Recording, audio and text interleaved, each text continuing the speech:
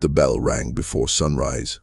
Children stirred in long rows of narrow beds, all identical. The room was quiet, too quiet for the number of bodies inside it. They dressed quickly, uniforms only, hair already cut short. Outside, the school grounds were neat, orderly, clean. From a distance, it looked like discipline. Education, progress, what it concealed was harder to see, because once a child entered this school, they did not return the same person. Some did not return at all. In the late 19th century, the United States was expanding rapidly. Railroads crossed the continent, cities grew, territories became states, but one problem remained unresolved: what to do with Native American nations who still existed on land the federal government wanted, with cultures that resisted assimilation. Military conflict had proven costly, reservations were unstable. Violence drew criticism, so policymakers proposed another solution. Education. If Native children could be removed early enough, taught English, trained in Christian values, and separated from their communities, then Native identity itself might disappear. This idea was not fringe. It was federal policy. In 1879, a former cavalry officer named Richard Henry Pratt opened the Carlisle Indian Industrial School in Pennsylvania. Pratt had fought Native tribes in the West. He had overseen Native prisoners. And he reached a conclusion that would define an era. Native people, he believed, could be saved, but only if their culture was destroyed. His philosophy was summarized in a phrase he repeated publicly: "Kill the Indian, save the man." Carlisle was the model. Over the next decades, more than 305 Indian boarding schools would operate across the United States. Some run by the federal government, others by churches. Together, they enrolled over 100 Native children. The system followed a routine. Children were taken from reservations, sometimes with parental consent, often under pressure, sometimes by force. Federal agents arrived with paperwork. Orders were signed. Parents were told education was mandatory. Resistance could mean loss of rations, loss of land, or imprisonment. Children as young as 5 were placed on trains. Many had never left home before. Some had never seen a white city. They traveled hundreds, sometimes thousands of miles. When they arrived, the process began immediately. Hair was cut.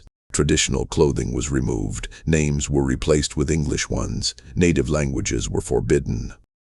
Speaking them could result in punishment. Meals were regimented, schedules rigid. Christian prayer replaced tribal ceremony. Education focused less on academics and more on labor. Boys were trained as farmhands, blacksmiths, and laborers. Girls were trained as maids, cooks, and laundresses. This was called vocational training. In practice, it supplied the schools with free labor. Discipline was strict, silence was enforced, homesickness was treated as defiance. Children who cried were punished. Children who ran away were brought back or disappeared from records. Disease spread quickly in overcrowded dormitories. Tuberculosis, influenza, pneumonia. Medical care was limited. Deaths were recorded briefly. Sometimes families were notified. Sometimes they were not. Photographs from the era show the transformation, before and after images. Children in traditional dress, then the same children in uniforms. The contrast was celebrated. Newspapers praised the schools. Politicians visited. Donors contributed. The system was considered humane, successful, necessary. But beneath the order, damage accumulated quietly. Children forgot their languages, forgot ceremonies, forgot family relationships. Some were beaten for practicing traditions in secret. Others were sexually abused by staff. Complaints were rarely investigated. Oversight was minimal. The schools answered largely to themselves. Letters home were censored. Visits were rare. Some children returned after years, unable to speak with their own parents. Others never returned. Carlisle alone recorded nearly 200 student deaths. Many were buried on school grounds. Graves were marked with numbers, not names. Over time, patterns became harder to ignore. Children ran away in increasing numbers. Illness rates were high. Graduates struggled to reintegrate into tribal life, and were not fully accepted into white society either. They existed in between. What had been described as education looked increasingly like erasure. By the early 20th century, criticism emerged. Some native leaders spoke out, a few journalists investigated conditions, but the system persisted because it was embedded in law, because it aligned with national goals, because acknowledging harm would require admitting intent. The schools declined slowly, not through accountability but through policy shifts.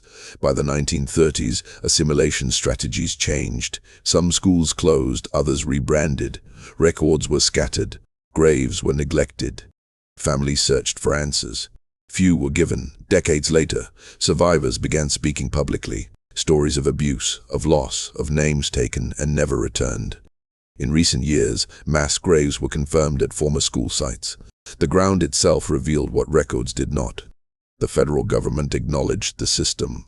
Investigations were announced, but consequences were limited. No prosecutions, no comprehensive reparations. The institutions had outlived responsibility. What remains is absence, languages lost, families fractured, children who never came home, schools that called themselves civilizing while systematically dismantling identity.